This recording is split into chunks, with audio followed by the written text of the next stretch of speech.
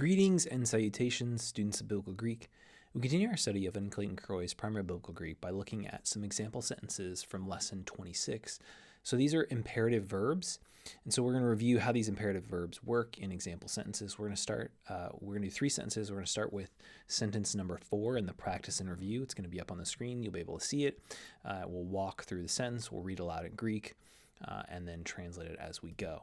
So here's sentence number 4. Hupage es ton son oikon en to agro epen ha poneras basileus. Elthe palen pras ten palen hotan ekes dora pras enenkai moi. So first we have this imperative verb hupage. Now hupage is from the verb hupago, I go, I depart. And in this instance, the epsilon ending tells me I'm looking at a second person singular imperative. Go, depart, get out of here. And where am I departing to? Es ton son oikon en to agro. Es ton son oikon, to your house, en to agro, in the field. So I would translate this as depart to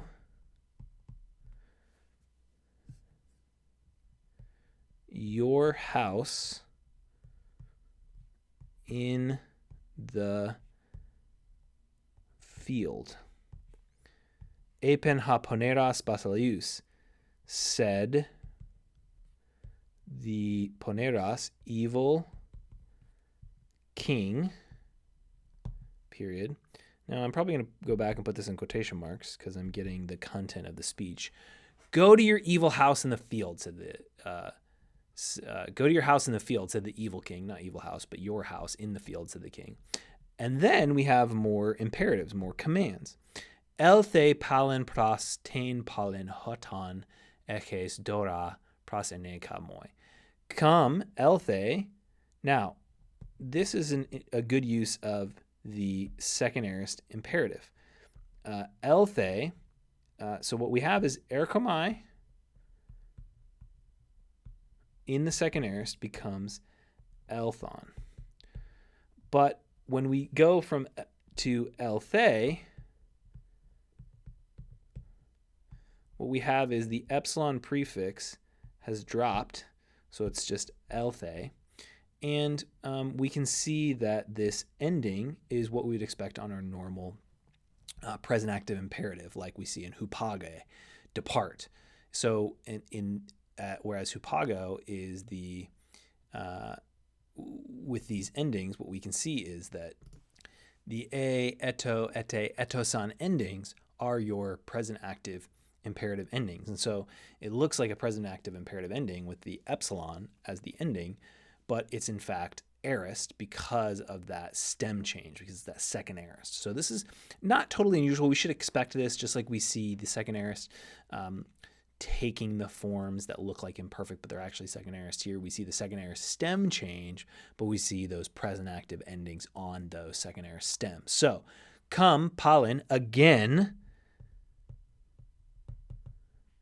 pras ten palen hatan ekes dora, to the city, pras, again, to tain pollen, this is one of those third declension nouns, to the city, hotan, when, ekes, when you have, now notice this is subjunctive, because we see the lengthened vowel, ekes, when you when you might have a gift, when you might have dora, plural, when you might have gifts, pras, to bring, pras enekai, this is the second aorist infinitive, to bring, moi, to me. So this is a good example of the use of, we have multiple imperatives, hupage, elthe, We have second aorist with apin. We have the subjunctive with ekase. We have these third declensions, tain pollen. The aorist infinitive with pros and egkai. So a lot of different forms for us to practice in this example. Let's turn our attention to example number 6, example sentence in the practice and review. Meta no eson apa ton ergon ton kakon kai bale tus lagus tu numitas es ta otasu. So we have the kai here, so we can take our sentence and go ahead and break it into different parts. Meta no eson. Now this is a good example of the second person singular aorist active imperative. So this is not a present active command. This isn't something you're supposed to do regularly. This is just this is a one-time action. Meta apa ton ergon ton kakon. Repent. Now this is metoe san. So this is san, sato, sate, sato san, second person singular. You, singular. Repent from, what are we supposed to repent from? From the works of evil. The works of evil and bale. Now, this is another example of one of those second aorist imperatives in the second person singular, which looks like an active. But notice, remember, the stem form is balo, and because we've dropped a lambda, the stem has actually changed, and so we're in the second aorist. So, repent from the works of evil and cast or throw tus lagus, the words of the Spirit,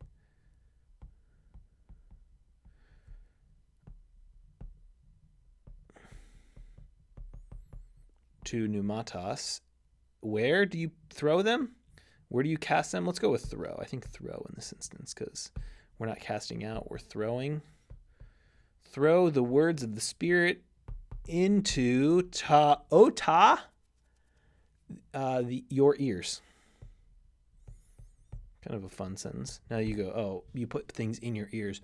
But actually there are texts in the New Testament that describe things going into the ears as like, and you can sort of see the logic of sound literally entering the ear canal inside the hole. And then, that's how you listen. So kind of a good example here. Repent from the works of evil and throw the words of the Spirit into your ears. Generally good advice. All right. One more example, sentence number 11. Eon he cardia hemon. This is a pleres hamartias prasuxaste ta theo metanoe sate kai hubagete en erene. So eon he cardia hemon. Now notice this is the singular he cardia, but with this plural, second person plural pronoun. If your heart might be pleres, this is one of those third declension adjectives, full of sin. Now notice this subjunctive here is the third person singular subjunctive form of a me. If your heart might be full of sin, prasuxaste. So this is a good example of the aorist middle imperative from prasuk-omai. So this is again one of those examples of deponent, middle passive in form, but active in meaning. Praxusesthai. You, plural, y'all pray. To theo, to God. Metanoe sate, repent. And there you have the second person plural. San, sato, sate, sato-san, sato. sate, second person plural, repent, y'all repent, kai hupagete, and depart in peace, or go in peace, and go in peace. So this is a good example of, we've got third declension here with pleres. We've got the subjunctive with the subjunctive form of emi. And so this is all hypothetical, the idea of if your heart is full of sin. If your heart isn't full of sin, this advice doesn't apply to you. But if it is, then the imperative command, pray to God, repent, and go. So the sequence of imperatives, pray, repent, go, as a response to this hypothetical scenario of your heart being full of sin. So these have been 3 separate examples from lesson number 26 of N. Clayton Croy's Primary Biblical Greek, looking at how to translate imperative verbs